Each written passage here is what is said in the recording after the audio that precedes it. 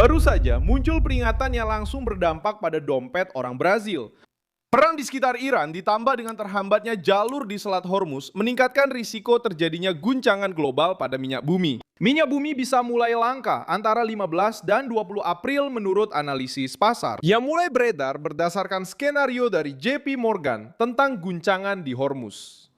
Yang mendasari proyeksi ini adalah perang di sekitar Iran dan pemblokiran nyata Selat Hormuz. Sebuah jalur yang biasanya mengangkut sekitar 20% minyak bahan bakar olahan dan gas alam cair dunia.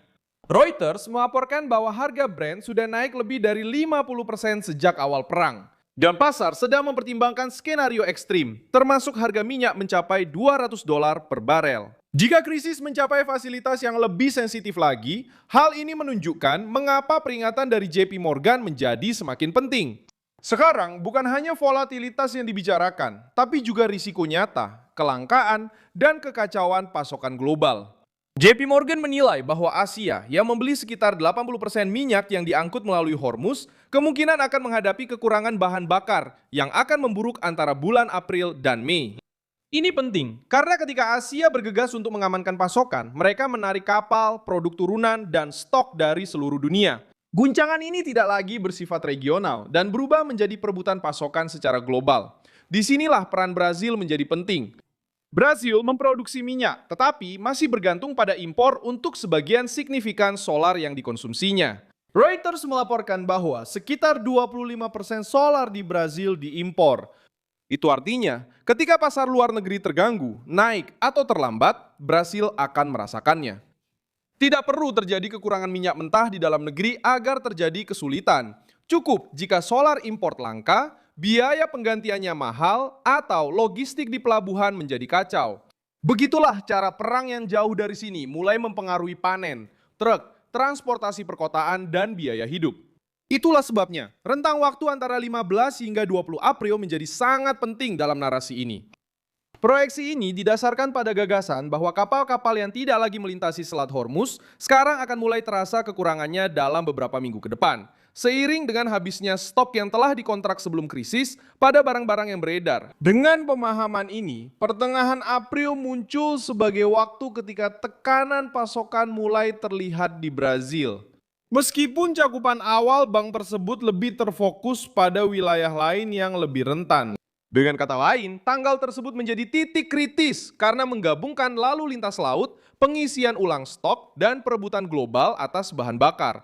Hal ini bisa dirasakan di sini sepanjang bulan April dengan ketegangan yang meningkat terutama pada paruh kedua bulan tersebut.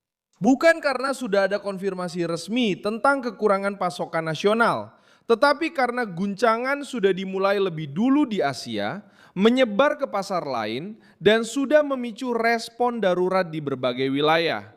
Reuters melaporkan hari ini bahwa dampak yang pertama kali terasa di Asia kemungkinan besar akan segera menyebar ke seluruh dunia.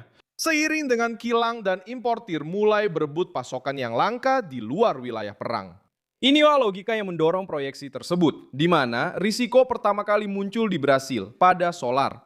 Dan hal ini sudah membuat pihak berwenang bergerak. Pada 19 Maret, ANP mulai siaga, memperkuat pemantauan stok dan impor. Pada saat yang sama, Petrobras mengubah strateginya untuk bulan April dan mengumumkan penawaran tambahan 70 juta liter solar S10 dan 95 juta liter bensin melalui kontrak yang sudah ada. Tepat setelah kekhawatiran tentang pasokan untuk bulan depan meningkat, ketika regulator memperketat pengawasan dan Petrobras menambah volume untuk April, pesannya jelas. Risikonya bukan imajinasi. Bagaimana proses ini berjalan dalam praktiknya? Pertama, harga minyak mentah naik, lalu harga solar, bensin, dan minyak tanah melonjak. Selanjutnya, para importir harus membayar lebih mahal. Distributor berebut produk, ongkos kirim naik, dan stok menjadi sangat berharga. Reuters menunjukkan bahwa harga fisik produk turunan minyak di Asia sudah melonjak. Dengan harga gasoil sebagai dasar solar hampir 2 kali lipat sejak akhir Februari. Reuters juga melaporkan bahwa dunia saat ini mengalami kehilangan real sekitar 12 juta barel per hari antara minyak mentah dan produk turunannya.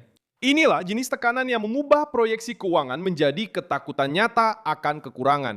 Mengapa hal ini sangat penting bagi masyarakat Brazil biasa?